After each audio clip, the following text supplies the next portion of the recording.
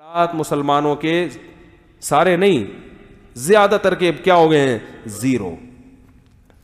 دفتروں میں ٹائم پہ پہنچیں گے نہیں, تنخواہ پوری لیں گے, پہنچتے ہی نہیں ہیں.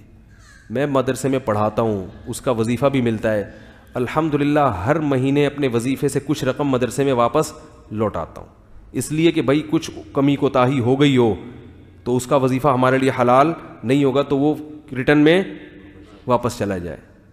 کچھ نہ کچھ اوپر نیچے تو انسان ہے. ہم کیا کر رہے ہوتے ہیں, میں کو کمال نہیں ہے یہ کوئی, ہمارے حضرت نے یہ چیز سکھائی ہے کہ 1 روپیہ بھی ناجائز پیٹ میں چلا گیا تو قیامت کے دن وہ 1 روپیہ نہیں لیا جائے گا, وہ جو ہے نا عذاب بن کے نکلے گا. ہم نے اپنے بزرگوں کو دیکھا ہے کہ وہ کسی کو پیسے دے کے اتنے فکر مند نہیں ہوتے تھے, پیسے لے کے بہت فکر مند کہ کہیں یہ مر نہ جائیں, اس کا کوئی حساب نہیں لکھا ہوا. رسول اللہ صلی اللہ علیہ وسلم نے ارشاد فرمایا کسی کا کوئی لین دین ہو تو اس کے لیے حلال نہیں ہے, اگر وہ اللہ اس کے رسول پر قیامت پر ایمان رکھتا ہے تو حلال نہیں ہے کہ اس کو لکھے بغیر 3 دن وہ معاملی لین دین اور وہ ریٹرن فارم میں نہ لے کر آئے اس کو. یہ نبی کی صحیح حدیث ہے. کہیں کسی کے پیسے آپ نے دینے ہیں تو آپ مر بھی تو سکتے ہو نا, اگر مر گئے تو کس کو کیا پتا چلے گا کس کے کتنے پیسے دینے ہیں. تو آپ کے ذمے لازم ہے کہ آپ اس کو لکھ کے بولو نا رکھیں. اور گھر میں میرے جتنے معاملات ہیں الحمدللہ ریٹرن میں لکھے ہوئے ہیں.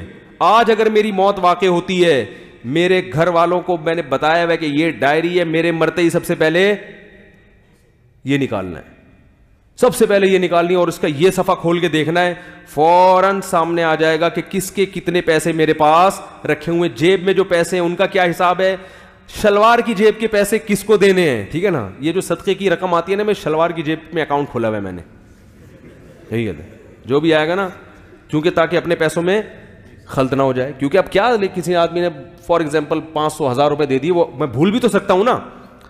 تبھی اگر کسی شلوار میں جیب نہیں ہوتی نا تو میں کسی اور کو پکڑا دیتا ہوں, یار مجھے یہ آپ رکھو, مجھے یاد دلا دینا بعد میں. اپنے حافظے پر انسان اعتماد نہیں کر سکتا. ایک ایک چیز ڈائری میں لکھی ہوئی ہے. یہ بھی لکھا ہوا ہے کہ جو میرے گھر کا سامان ہے اس میں کون سا میرا ہے اور کون سا گھر والوں کا ہے. مرنے کے بعد اس میں بھی کوئی گڑبڑ بولو نا بھائی نہ ہو.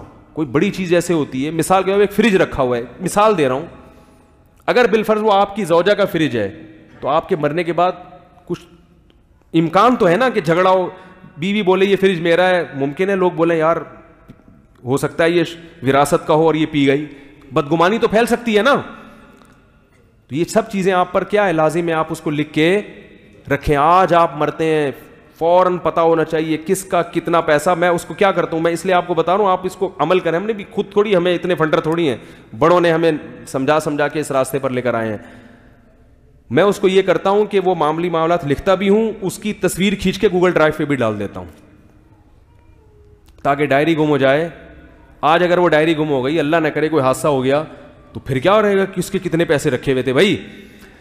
ارے بھائی غلط باتیں کر رہا ہوں تو بتا دو یار بھائی, جس کے جتنے کی زکوٰۃ کتنی ہے, کس کو کتنے پیسے دینے, مر گیا تو یہ زکوٰۃ کہاں پہنچانی ہے, یہ صدقہ کہاں پہنچانا ہے, یہ میری ذاتی رقم ہے, یہ فلاں کی امانت ہے, یہ یوں ہے, یہ ایک ایک چیز. تو اس میں ڈائری میں لکھ کے کیمرے سے اس کی تصویر کھینچ کے کہاں ڈال دیتا ہوں, گوگل ڈرائیو, ایک باقاعدہ فولڈر, اور اس کی کسی قریبی جاننے والے کو اس کا پاسورڈ دیا ہوا ہے کہ بھئی میں مر جاؤں تو فوراً یہ پاسورڈ ہے, یہ کھول کے چیک کر لینا. کیوں, اس لیے کہ وہ ڈائری اگر گم گئی, گم تو دنیا میں سب کچھ, بچے گم جاتے ہیں تو ڈائری نہیں گم سکتی کیا؟ اللہ سب کے بچوں کو محفوظ رکھے. ایک چیز نہیں گمتی بس.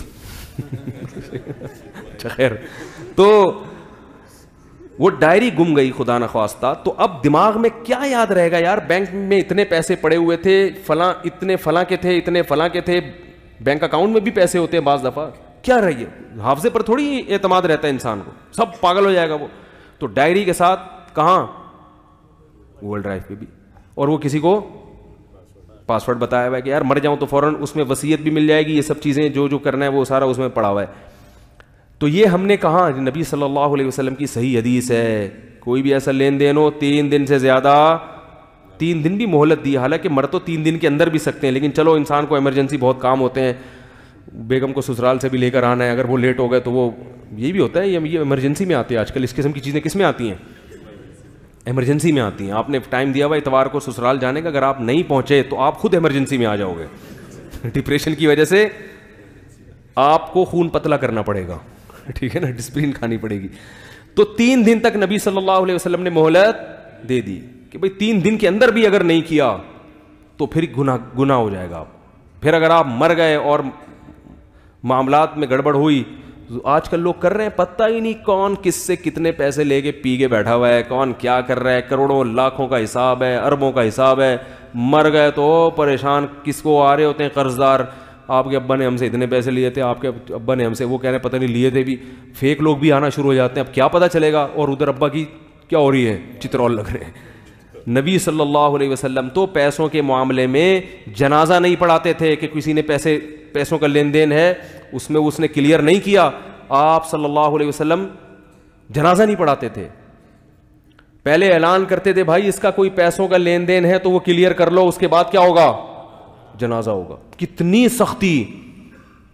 تو آج بہت زیادہ اگر دین آئے گا تو نماز روزے کی حد تک تو تھوڑا بہت آ جائیں گے, پیسوں کے لین دین میں نہیں آئیں گے. تو میرے بھائی تمتعوا فإن مصيركم إلى النار, اللہ کہہ رہے ہیں اڑا لو مزے, کھا جاؤ, اس کا بھی کھا جاؤ, اس کا بھی کھا جاؤ, اس کا بھی کھا پی کے ڈکارے مار کے سو جاؤ. مرو گے, زندہ دنیا میں کوئی بھی نہیں رہا, ایک دن مرو گے اور کچھ پتہ نہیں کب مر جاؤ.